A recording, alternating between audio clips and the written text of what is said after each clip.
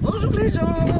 Alors, aujourd'hui, on s'attelle à la présentation de Tadam vue de l'extérieur. On s'excuse parce que Tadam est très sale ces derniers temps, on fait beaucoup de pistes. J'ai voulu acheter ce petit pochoir là chez Ikea, pas très cher, on verra sa durée de vie. Et ici en fait c'est de la peinture qu'on a bombée grâce au cousin de Bastien. Merci Ludo. On a tiré des bandes en fait, enfin il a tiré les bandes et on a tout bombé, comme ça part pas. On avait envie de lui mettre une petite touche personnelle qui rappelle la couleur, si vous avez vu dans la vidéo de présentation de l'intérieur de Tadam, qui rappelle la couleur de nos placards. Donc on a notre petit sigle ici qui a été fait par contre lui avec un sticker autocollant. Je m'excuse parce que je vais devoir mettre les lunettes en fait, je vois rien du tout. Alors, Tadam, j'ai mes anti-sèches parce que j'y connais rien du tout. C'est un Iveco Turbo Daily 3512. Je ne sais pas ce que ça veut dire. Bastien peut peut-être l'expliquer. J'ai toujours mon caméraman là. Hop, il est là. Je vais faire la partie mécanique. Ouais, vas-y. Alors, camping-car Leica Ecovic 2 de 1999 sur un petit porteur Iveco 3512. L'avantage de ce porteur, c'est que à la base c'est un porteur poids lourd qui a été pour 5 tonnes 5, qui a été déclassé en camping-car. Donc ça permet pas normalement de dépasser la charge utile, mais c'est plus solide qu'un camping-car, enfin qu'un porteur classique. Autre avantage, c'est que à l'arrière on a des roues, comme on appelle, ce qui permet d'avoir une meilleure stabilité, et c'est un propulsion. Donc voilà, on va vous ouvrir le capot pour voir la bête. Ouais, alors sachant qu'on n'y connaît pas grand chose en mécanique quand même. Non, c'est bon. On n'y connaît que dalle. Mais on a un très bon réparateur Iveco sur Lyon qui s'est chargé de gérer tout ça. Et après on apprend au fur et à mesure des besoins, on va dire ça comme ça. Mais on n'a pas eu de panne. Vraiment de panne. Donc on sait remettre de l'huile et du liquide d'essuie-glace en gros quoi. Alors hop. Alors là il y a un trou déjà. Alors ce trou. Hop. Là. Ce trou, là, c'est l'ancienne batterie auxiliaire du camping-car que nous on a remplacé par une batterie qu'on a été obligé de mettre à l'intérieur. C'est quoi batterie auxiliaire? C'est la batterie pour... Parce que moi je fais un petit peu la candide parce qu'en fait j'y connaissais rien aux termes techniques, donc je me mets à votre place 2 secondes. La batterie auxiliaire, c'est ce qui sert à alimenter tous les appareils à l'intérieur du camping-car. Alors, en fait c'est notre électricité. La batterie principale là, je sais pas comment ça s'appelle. Donc ça c'est la batterie moteur, voilà, porteur ou moteur, et la batterie auxiliaire qui n'est plus là. Voilà. Donc ben on n'y connaît rien. Voilà, mais le gros avantage de ce moteur, quand on voyage en camping-car, c'est qu'il y a très peu d'électronique. Tombe en panne, l'avantage c'est qu'à peu près tous les mécanos de la planète peuvent y faire quelque chose. Bon après, suivant la panne, ça va être le plus compliqué, sera de trouver les pièces. Mais avec de l'Iveco, c'est quand même pas non plus trop un casse-tête. Réputation d'être assez fiable et de tenir plusieurs centaines de milliers de kilomètres. Aujourd'hui on en a 112 000. Depuis le départ on a fait nous presque 20 000 kilomètres et aucun problème, on a fait notre vidange de tous les liquides. On remet de l'huile bien sûr et puis il faudra quand on reviendra en France pour de passage refaire les petites vidanges et puis leur faire une petite un petit contrôle complète, quoi. Voilà, parce que on en prend grand soin vu que c'est à la fois notre véhicule et notre maison. Donc on pourrait être bloqué dans un endroit comme ici, j'ai envie de vous dire, ça serait pas très grave. Mais au bout de quelques jours, on manquerait de nourriture. C'était donc la partie mécanique. Bon, on continue? Allez, tu reprends. Tac, me revoilà. Alors, ici, j'ai pas pris les clés. J'ai les clés. Non mais il est bien cet homme, bah donne les clés. J'ai besoin des clés pour ouvrir les soutes. J'ai les clés. Il a les clés. Alors c'est aussi un truc génial, c'est qu'il est tout le temps en train de chercher ses clés. Alors ici on arrive que c'est celle là. Donc ici, donc c'est un moteur diesel, au cas où on est oublié, ils nous l'ont remis là. Voilà. Donc ici on a le réservoir qui est en fait un gros tank. Et on a un gros trou comme ça. Oh, je vais arriver. T'as trop serré. C'est pour ça que c'est pas moi qui fais le plein. Tac. Voilà. Donc c'est un très gros trou, donc il faut surveiller quand on remplit parce que ça aurait tendance à pouvoir déborder. Ouais, il n'y a pas de trop plein. Voilà. Mais on commence à avoir l'habitude. Le réservoir, il fait combien? Il fait 50 litres. Évidemment, j'aurais dû te laisser finir cette partie-là. Ah, je vais pas y arriver. Attends, on va couper et puis on reprendra. Donc il fait 50 litres et on fait à peu près 450 km avec, c'est ça? C'est ça.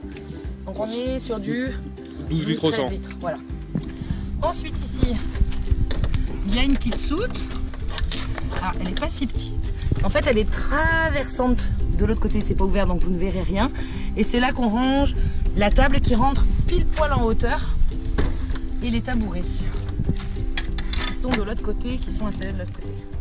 Je vais peut-être fermer ça après. Non, je vais fermer maintenant. Ferme que là. Ensuite ici on a... Et on leur raconte la blague ou pas? Non. Non, si. On a le réservoir d'eau. Je sais toujours pas l'ouvrir. Ça se voit que c'est jamais moi qui fais l'eau. Ensuite, on arrive sur la soute qui est sous liam. Alors, il va falloir qu'on y remédie parce qu'il y a un petit jeu ici.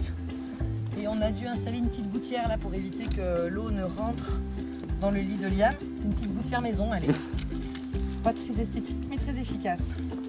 Donc là aussi, ça ferme à clé. Voilà. Il y a un chausson. Et donc ici, c'est un peu ce qu'on appellerait la cave. Vous voyez, chez vous, dans vos maisons, vous avez une cave. Ben, nous aussi.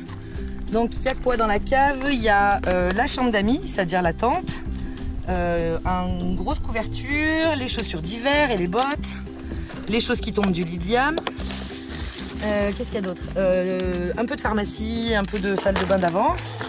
De l'eau parce qu'on ne sait jamais, comme ça, on sait qu'on a quand même de quoi tenir 2 jours. 2 jours d'eau potable, en tout cas si on devait avoir les cuves à vide. Et puis le petit barbecue. Voilà, en gros vite fait. En fait, il n'y a pas grand chose dans cette soute qu'on ait besoin d'aller chercher tous les jours. Le but de cette soute, c'est vraiment d'être un stockage. Et si on avait besoin, c'est ça qui est intéressant avec ce modèle-là.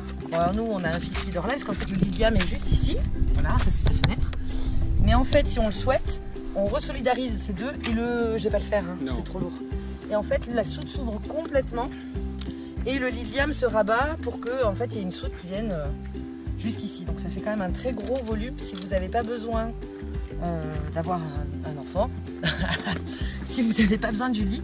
Mais ça peut être aussi intéressant, nous on y réfléchit pour, je fermerai après, pour la traversée, si on doit faire des grosses traversées en cargo, de pouvoir stocker des choses là qui ne soient pas accessibles par les transporteurs.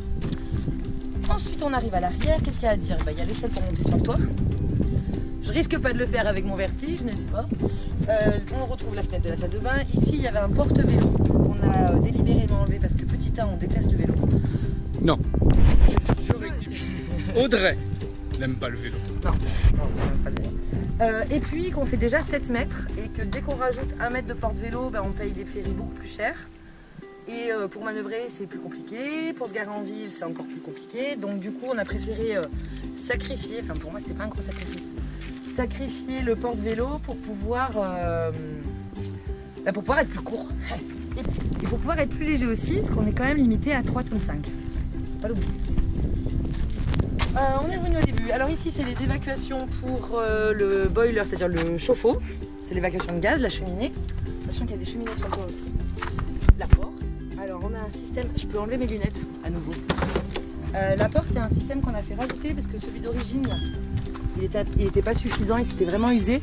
Ça c'est vraiment chouette quand il y a beaucoup de vent. Hop, c'est le bloc-porte. Voilà. Et on a également un système de moustiquaire qu'on vous avait peut-être pas montré la dernière fois, qui est dans la porte, voilà, ce qui permet d'avoir beaucoup d'aération si on a besoin. Et pour l'instant on s'en sert pas trop. Donc voilà, ici, c'est tout ce que je voulais dire. Oui. Ensuite, ici très important, alors de moins en moins parce qu'on a vraiment diminué notre consommation de gaz ces derniers temps, parce qu'il fait très beau. On a l'emplacement pour les bouteilles, alors sachant que suivant les pays c'est un peu compliqué, là on a une grecque et une italienne, mais les italiennes de 15 litres ne rentraient pas en hauteur au fond, donc ça c'est quelque chose qu'il faut quand même un petit peu regarder. Et on a donc l'arrivée ici, je sais pas si on va bien y voir, mais on fera peut-être un truc sur le gaz si vraiment ça vous intéresse, sur comment trouver du gaz, on n'y voit rien hein.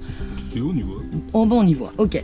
Si ça vous intéresse, n'hésitez pas à nous le dire et on pourra détailler un petit peu plus sur les adaptateurs, la recherche du gaz, etc.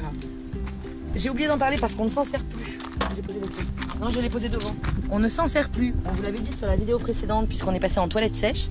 Mais ici, c'était les évacuations des eaux noires. Sachant qu'on a laissé quand même le tuyau. On ne sait jamais. Et sous le marchepied, je ne sais pas si vous allez le voir, il y a un petit tuyau d'évacuation des eaux grises. Et la route secours. Ah oui, la route secours. Très important. Ouais, heureusement. très important. J'espère qu'on n'en aura jamais besoin. Voilà, pour tout vous dire. Donc les eaux grises, c'est quoi? C'est les eaux des robinets en fait, et de la douche, dont on ne se sert pas, mais quand on fait la vaisselle, qu'on se lave les dents, qu'on fait la toilette aux gants, c'est les eaux grises. Voilà. Ici, quand on va au camping, on peut se brancher à l'électricité, ce qui permet d'avoir du 220 dans la cellule et de ne plus utiliser la batterie et de la recharger. Mais je pense que Bastien a très envie de vous faire une vidéo sur les batteries. Alors là, je vais même pas essayer de la faire, moi je pense que je ferai caméraman. Et la dernière soute, et pas des moindres, donc c'est celle-ci qui communique avec l'autre de l'autre côté où il y avait la table. Et là, il y a quand même pas mal de bazar. Hein. Donc c'est la soute qu'on ouvre tout le temps. C'est pour ça qu'elle est en bazar. Avec les choses pour aller à la plage, le ballon des enfants, comme ça ils ont accès assez rapidement, parce que l'autre soute, celle de Liam, est très lourde à soulever pour eux. Il y a des lyres de gaz, il y a une pelle, il y a du silicone au cas où, des tendeurs, des rallonges, de l'huile, de l'essence, les chaises de camping, le cric. Le cric, voilà, en gros. Si ça vous intéresse, on peut aussi, je pense qu'on va la faire parce que c'est quand même intéressant cette vidéo là. Je vais me mettre là pour pas être au soleil. Je suis quand même éblouie. De vous faire la liste des indispensables pour nous, en tout cas en camping-car, des incontournables, des objets à avoir. Et puis la table et les chaises, on a sorti ce midi. Et je crois qu'on a fait le tour. Non. Ah, il faut que tu montes sur le toit? Ouais. Ouais, mais je peux pas faire la caméraman. Ah, mais je ferai mon caméraman moi-même. Voilà, parce que moi j'ai trop le vertige pour aller là-haut. Donc s'il veut être tranquille, il sait qu'il a qu'à monter. Et je t'attends en bas. À tout de suite, mon amour. Bon, je te laisse installer l'échelle, qui est aussi l'échelle pour le lit de Daphné. En tatane, quelle bonne idée. Rien que de te filmer, ça me donne le vertige. C'est bon, t'es en haut? Ouais, mais enfin, je pense qu'il va falloir que tu redescendes. Attends, je vais essayer de te la passer, mais est-ce que je vais arriver à grimper? Oh, pétard! Alors, le toit du camping-car, bon, on n'y vient pas tous les jours, hein, je vous l'accorde, mais on y vient quand même pour nettoyer les panneaux solaires. Nos deux panneaux solaires, ça c'est le rafraîchisseur d'air, l'antenne pour le Wi-Fi, les lanterneaux. Il y a aussi toutes les cheminées, les aérations pour la hotte, pour le gaz. Et d'ici, on a une très belle vue. Ok, donc là, comme il commence à y avoir du soleil, on va sortir notre petit store. C'est assez simple, il y a une petite tige là, on tourne, on moulide, comme à la maison en fait. Alors soit on le sort un tout petit peu pour faire de l'ombre à la fenêtre, soit on le sort en entier. C'est parti.